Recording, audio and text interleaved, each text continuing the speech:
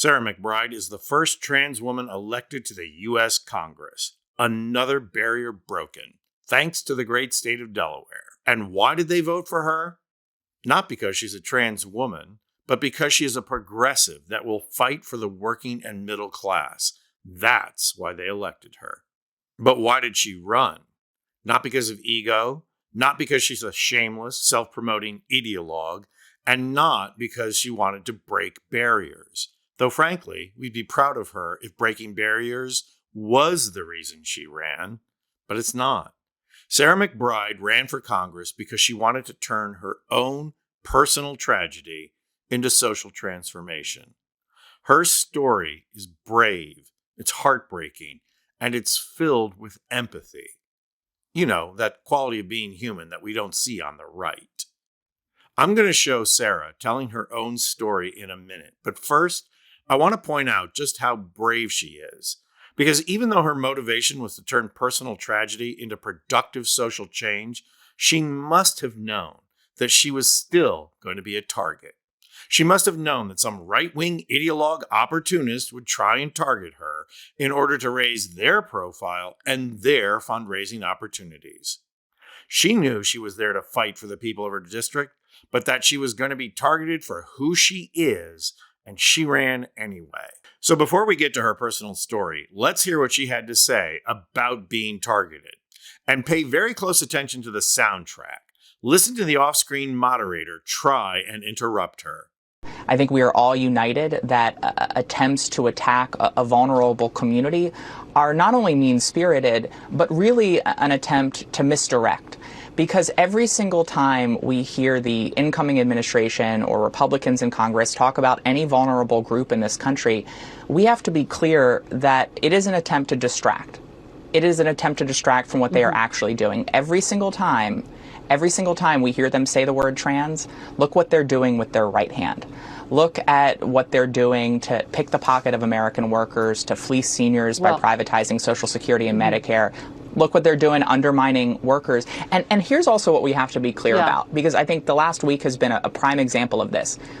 Every bit of time and energy that is used to divert the attention of the federal government to go after trans people is time and energy that is not focused on addressing the cost of living. So did you hear it? Sarah McBride was given the space and the platform to talk about being trans, to talk about being discriminated against. And I know it must be disappointing for the trans community that she chose to talk about class warfare instead.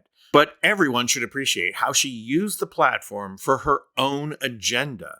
Corporate mainstream media rarely provides a platform to talk about class warfare. Sarah McBride went there, and the moderator couldn't try enough to stop her from talking about housing, Social Security, and Medicare before jamming in the cost of living right at the end. That was really smart. In her inaugural moment on the national stage, she chose to talk about class rather than gender because she has the courage to define her own terms. And that courage comes at least in part from her own personal tragedy. Let's listen to her tell her story. I did run for office after my experience as a caregiver to my husband, Andy, during his battle with cancer. And throughout that experience, while Andy ultimately lost his life, we both knew how lucky we were. We knew how lucky Andy was to have health insurance that would allow him to get care that would hopefully save his life.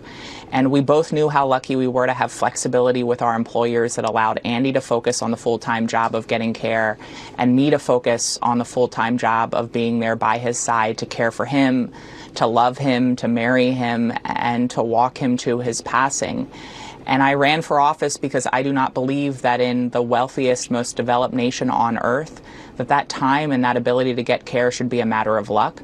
I believe it should be the law of the land, and it's why during my time in the Delaware General Assembly, I passed paid family and medical leave and secured the largest investment in our state's Medicaid program. And I want to do that work in Congress on health care, but also on housing and child care. This woman lost the love of her life to cancer. She is filled with grief and loss. But what's her takeaway? That she and her husband basically won the lottery in terms of healthcare coverage and jobs that provided them the time to go through that awful journey together. Did you notice the term she used? Walked him to his passing? She accompanied the person she loved to their death and considers herself lucky because she knows it could have been even worse if financial and employer pressures were added to the mix.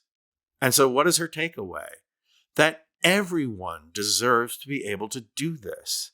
Out of loss and tragedy, she turns to empathy. She channels her empathy into the political process. It's pretty much the reverse of MAGA, who turn hate, anger, and outrage into the political process. In the aftermath of our electoral defeat, progressive Democrats are starting to rethink how we engage and address voters, especially those voters who consistently vote against their own class interests. Sarah McBride is modeling at least one way we can do that. We need to listen. I'm Anthony Vincent Gallo for Occupy Democrats.